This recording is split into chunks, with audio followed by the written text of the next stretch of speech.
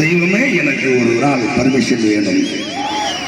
அந்த தெய்வம் சொல்லிச்சு, தின்னூர் நம்ம நல்ல மக்களாச்சு, தின்னூர் மக்களை தானே பார்க்க போற, போயிட்டு வான்னு அனுமதி கொடுத்தாங்க. அவங்களுக்கு நன்றி தெரிவித்துக் கொள்கிறேன். என் மக்களை நான் பார்த்துட்டேன், ரொம்ப சந்தோஷமா இருக்கு எனக்கு. என் இளைஞர்களையும் என் சகோதர சகோதரிகளையும் பார்த்துட்டேன், ரொம்ப ரொம்ப சந்தோஷம். மக்களே, இந்த மக்களோடையும் அந்த தெய்வத்தோடையும் எப்பவும் நான் இணைந்திருப்பேன்.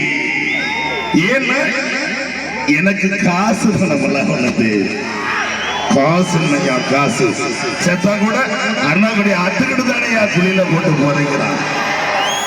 அந்த காசு கோடி கோடியா சம்பாரிச்சு எங்கேயா கொண்டு போறீங்க? இந்த மாதிரி பண்ணாதான் தூக்கி அடிச்சிரும் பாத்துக்க. மாப்பிள்ள இந்த மாதிரி இடையில பண்ணா அப்புறம் என் மக்கள்கிட்ட பேச முடியாம போகுது. அப்புறம் தூக்கி அடிக்காம என்ன பண்ணட்டும்? மக்களே, எனக்கு ஜாதியும் பிடிக்காது, மதங்களையும் பிடிக்காது, என் மக்களை பிடிக்கும். என் மக்களோட மனசுல என்னைக்கு நிலைச்சிருக்குமே அது எனக்கு போதும். நான் உங்க மனசுக்குள்ள இருக்கேன், உங்க இதயத்துக்குள்ள இருக்கேன்னு ஒரு சத்தம் போட்டு சொல்லுங்க பார்க்கலாம். ரொம்ப சந்தோஷம்.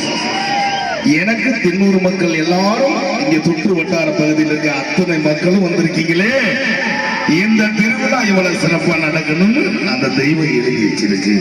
இந்த விழா குழுவுக்கு நன்றி சொல்றேன். ஏன்னா தமிழருடைய பண்பாடு, ஒரு விழா எடுக்கணும். அந்த விழாவில் அக்கா, தங்கச்சி, மாமா, மச்சான், அண்ணன், தம்பி எல்லாரும் வந்து வீட்டுக்கு வந்து ஒரு வாய் சோறு சாப்பிட்றமே.